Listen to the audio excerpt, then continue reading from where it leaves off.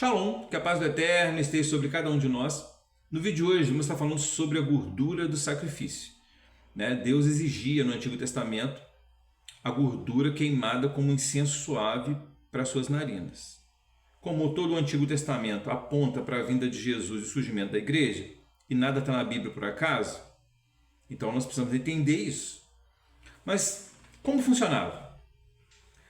Quando o povo de Deus transgredia a lei de Moisés, eles tinham que pegar um cordeiro criado no âmbito familiar, ou seja, a família tinha que ter um sentimento por aquele bichinho, levava diante do sacerdote, aí ele tinha que colocar a mão na cabeça do cordeiro e confessar em voz alta: Deus, eu fiz isso, isso, isso.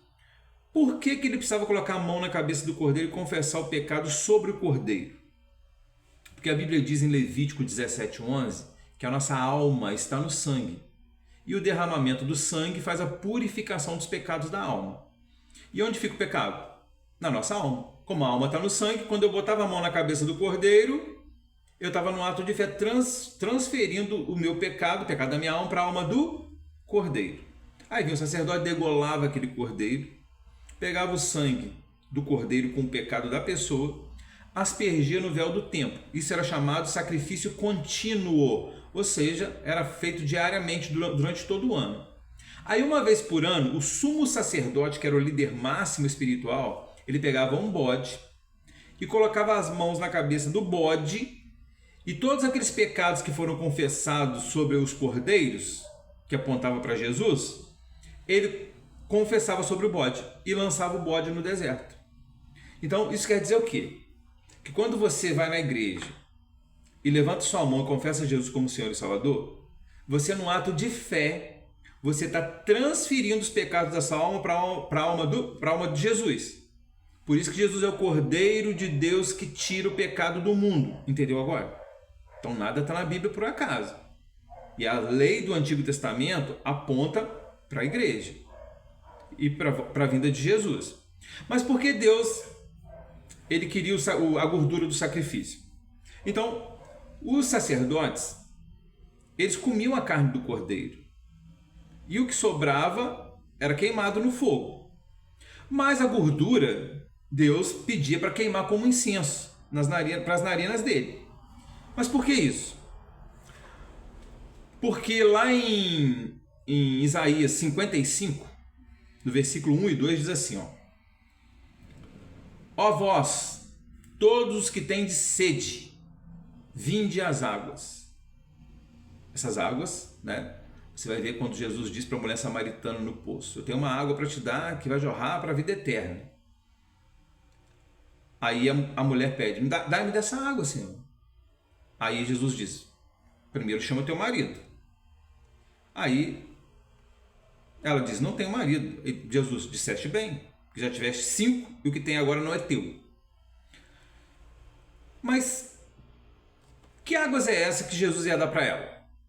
Aí você vai no Evangelho de João, Jesus diz assim: creia em mim como diz na Escritura, e rios de água viva correrão no seu interior. E ele fala que esses rios de água viva é o Espírito Santo. Só que o Espírito Santo não habita em meu pecado. Então, por isso Jesus, vendo que ela estava em pecado, Jesus diz: primeiro conserta a sua vida lá, e depois você vem que eu vou te dar essa água viva, que é o Espírito Santo. Entendeu agora, irmãos? Então, por que Deus queria a gordura do sacrifício queimado como incenso suave para suas narinas? Vocês vão entender hoje. Então, Isaías 55, versículo 1 diz assim: ó vós todos que tendes sede, vinde às águas, no caso é o Espírito Santo. E os que não tendes dinheiro, vinde, comprai e comei. Sim, vinde e comprai, sem dinheiro e sem preço.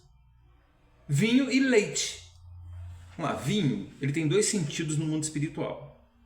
Lembre-se que em Apocalipse 17, a prostituta deu de beber do seu vinho a todas as nações da terra. Então nós entendemos que vinho é doutrina.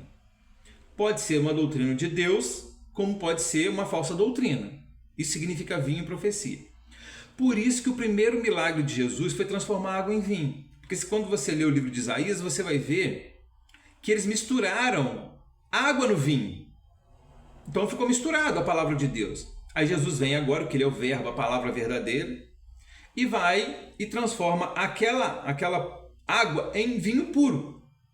Entendeu agora? Por isso que o primeiro milagre de Jesus foi transformar água em vinho. Porque ele consertou aquilo que estava errado. Aí tirou as impurezas e transformou num vinho puro, que é a palavra verdadeira de Deus. Então Deus está dizendo aqui, ó, comprar sem preço. Como? Através da fé em Jesus Cristo. Creia em mim, como diz na Escritura, rios de água viva correrão no seu interior. E ele fala que esse rio de água viva é o Espírito Santo. Né? Agora, olha o que diz no versículo 2, Isaías 55, versículo 2. Por que gastais o dinheiro naquilo que não é pão? Pão é palavra. Deus está perguntando, por que vocês estão gastando o dinheiro de vocês naquilo que não é o entendimento da palavra? Ó. E o produto do vosso trabalho naquilo que não pode satisfazer a sua alma. Não pode. Você vai comprar carro, casa, vai trabalhar igual um maluco, mas a sua alma nunca vai ficar satisfeita. Por quê? Porque você precisa primeiro do pão, buscar em primeiro lugar o reino de Deus, a justiça de Deus. Aí as demais coisas, Deus vai te abençoar, vai te dar discernimento, entendimento, direção. Né? Então vamos lá, Isaías 55, versículo 2. Por que gastais o dinheiro naquilo que não é pão? E o produto da vossa alma naquilo que não pode satisfazer? Ouve-me atentamente, presta atenção, ouve-me atentamente e comei o que é bom, que no caso é o pão, a palavra. E deleitai-vos com a gordura. Então por que Deus ele exigia no Antigo Testamento a gordura do sacrifício, queimada como incenso suave das suas narinas? Quando você lê Romanos 12, versículo 1, diz assim, ó, rogo-vos, pois, irmãos, pela compaixão de Deus, que apresentei os vossos corpos como um sacrifício vivo, santo e agradável a Deus, que é o vosso culto racional. Mas por que da gordura? O que a gordura tem a ver com isso? Quanto mais você comer pão físico, pão de padaria, ou qualquer outro tipo de comida, vai gerar em você uma gordura corporal. Agora, quanto mais pão, palavra, mais você lê Bíblia, mais buscar Deus em oração, vai gerar uma gordura para você no mundo espiritual. E com essa gordura espiritual, você vai conseguir se apresentar diante de Deus, né? Com um sacrifício vivo, santo e agradável a Deus, com culto racional. Culto racional com entendimento na palavra. Então, todo o Antigo Testamento aponta para a vinda de Jesus e o surgimento da igreja. Quando a pessoa transgredia a lei de Moisés, ela tinha que pegar um cordeiro, levar diante do sacerdote, colocar as mãos na cabeça do cordeiro e confessar em voz alta o pecado. Hoje, quando você vai na igreja, se arrepende dos seus pecados, você levanta a mão e confessa Jesus como seu Senhor e Salvador. Não é o que a Bíblia diz? Se você confessar com a tua boca e crer no seu coração que Jesus é seu Senhor e Salvador, será salvo. Entendeu agora? Por que tinha que botar a mão na cabeça do cordeiro? Porque em Levítico 17:11 diz que a nossa alma está no sangue e o derramamento do sangue faz a purificação dos pecados da alma. Então, quando eu botava a mão na cabeça do cordeiro lá no passado, eu estava no ato de fé transferindo os pecados da minha alma para a alma do cordeiro. E aquele cordeiro aponta para Jesus. Por isso Jesus é o cordeiro de Deus que tira o pecado do mundo. Entendeu agora? Aí o sangue daquele cordeiro era aspergido no véu do templo. Isso chamava-se sacrifício contínuo, que era feito diariamente, com toda a nação de Israel. E uma vez por ano, o sumo sacerdote, que era o líder máximo, pegava um bode, botava a mão na cabeça desse bode, e todos os pecados que foram confessados sobre os cordeiros eram confessados sobre aquele bode lançado no deserto. Aquele bode aponta para Satanás, porque um dia todos os pecados que foram confessados sobre Jesus vão ser lançados sobre Satanás e ele vai ser lançado, né, no lago de fogo e enxofre.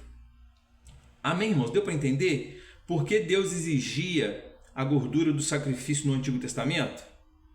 Porque hoje, quanto mais pão, palavra, você come, mais lê a Bíblia, mais busca Deus em oração, a vida de santidade, aí você vai conseguir prestar a Deus um sacrifício vivo, santo e agradável com o seu corpo, que é um culto racional.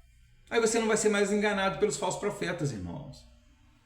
Aí você vai ser direcionado pelo Espírito Santo de Deus e vai caminhar em direção à terra prometida, que é a vida eterna. Né? Romanos 8,14. Se sois guiados pelo Espírito de Deus, verdadeiramente sois filhos de Deus. Está sendo guiado por quem? Pela religião? Pelo pastor da igreja? Lembre-se, 1 Timóteo 2. Só há um Deus, e um só mediador entre Deus e o homem, Jesus. Ele é o único mediador entre eu e Deus, irmão. Quem é Jesus? Ele é o verbo, a palavra. Em Mateus 23, Jesus diz: ninguém na terra vocês chamam de vosso mestre, nem de vosso guia, porque só um é vosso mestre e vosso guia, que é o Cristo, todos vocês são irmãos. Então lembre-se, pastor, bispo, apóstolo, evangelista, isso aí não é título eclesiástico, é função no corpo de Cristo, onde todos nós somos irmãos. Então quando você lê Efésios capítulo 4, você vai ver ali que o apóstolo Paulo diz que quando Jesus levanta um apóstolo, um pastor, um evangelista, ele levanta com um objetivo: querendo o aperfeiçoamento dos santos. Aperfeiçoamento onde? Na palavra. Querendo o aperfeiçoamento dos santos para a obra do ministério, para você cumprir o seu ID, ganhar almas, ser aquela semente que caiu em boa terra, que deu 30, 60, 100 por um. Querendo o aperfeiçoamento dos santos para a obra do ministério, até que todos cheguem à unidade da fé, uma fé única, porque a Bíblia é uma, o Espírito Santo é o mesmo. Como é que ele vai dar uma fé para cada um diferente? Porque não respeitam a regra de interpretação da Bíblia. Então assista o nosso vídeo, Isaías 28, regra de interpretação, você vai entender isso, Então, querendo o aperfeiçoamento para a obra do ministério, até que todos cheguem à unidade da fé, ao pleno conhecimento do Filho de Deus. O Filho de Deus é o verbo, a palavra, ao pleno conhecimento da palavra, e a estatura de varão perfeito, que nós temos que ser semelhantes a Cristo, para que ninguém mais seja levado em nenhum vento de doutrina pelos homens enganadores e fraudulentos. Então, o pastor, bispo e apóstolo não é título, é função no corpo onde todos nós somos irmãos. Então eu espero que você tenha entendido por que Deus exigia a gordura do sacrifício no Antigo Testamento. Porque aqueles cordeiros apontavam para Jesus e ele é o cordeiro de Deus que tira o pecado do mundo. E como diz aqui em Isaías 55, 2, por que gastais o vosso dinheiro naquilo que não é pão, e o desejo da vossa alma naquilo que não pode te satisfazer? Comei o que é bom, que no caso é o pão, que é a palavra, e deleitai-vos com a gordura. Porque quanto mais você come pão, palavra, busca Deus em oração, você gera uma gordura no mundo espiritual para você. Com essa gordura, você vai conseguir prestar um culto racional com entendimento na palavra. Você não vai ser mais seguidor de religião. Você vai entender o propósito de Deus na sua vida e vai entender que você precisa ser guiado pelo Espírito Santo e não por homens. Não estou dizendo para você deixar de congregar, porque a Bíblia diz, não deixeis de congregar como muitos fazem. Mas aí você vai conseguir discernir o que é bom do que o falso profeta está dizendo. Entendeu, irmãos? Então, quanto mais pão você comer, mais ler a Bíblia, buscar Deus em oração, você vai conseguir prestar um culto racional a Deus, que é o que diz em Romanos 12, 1. Rogo-vos, pois, irmãos, pela compaixão de Deus, que apresenteis vossos corpos em sacrifício vivo, santo e agradável a Deus, que é o vosso culto racional. Então, somente com essa gordura, que é de tanta palavra você lê, vai gerar uma gordura no mundo espiritual, e aí você vai conseguir prestar o culto racional. E é por isso que Deus, no Antigo Testamento, exigia a gordura queimada como incenso para as suas narinas, porque aponta para esse culto racional que você vai prestar com o seu corpo a Deus como um sacrifício vivo. Amém? Então, se esforce para ler esse livro, Revelando Mistérios da Bíblia, vai te ajudar a entender a Bíblia de Gênesis ao Apocalipse. Irmão, esse livro tem muitos testemunhos. Tem pessoas que fizeram 2 seminários teológicos, faculdade, e disseram que aprenderam mais com o livro do que com o seminário. Então, para você adquirir o livro, é só você entrar em contato com o nosso Zap. Anota aí, DDD 24 98837 6471. A gente só pede uma contribuição para o crescimento do ministério, mas se você não tiver condições, você vai ler o livro assim mesmo, porque dá de graça, que de graça recebeste. Amém? Não esquece de dar o like, se inscreve no nosso canal, faça algum comentário, o YouTube vai entender que o vídeo foi relevante e vai compartilhar esse vídeo com outros irmãos e ajude, irmão, a divulgar os nossos vídeos. Tem um vídeo que nós fizemos, Jezabel, mulher ou potestade. Ficou muito bom, irmão. Você vai entender porque na morte da Jezabel, os cães comem a carne da Jezabel, mas só sobra a mão e os pés. Você vai entender por que isso. Você vai entender no nosso vídeo os 144 mil de Apocalipse. Quem são eles? Qual é a missão deles? Quais as características deles? Você pode ser um deles. Você que está assistindo esse vídeo, você pode ser um dos 144 mil. Você vai entender isso. Então eu vou postar aqui no final do vídeo. Vou postar agora. O vídeo da Jezabel e o vídeo de 144 mil. Se esforce para assistir os dois. tenho certeza que Deus falará profundamente no seu coração. Então que Deus possa abençoar você e a sua família, em nome de Jesus. Amém.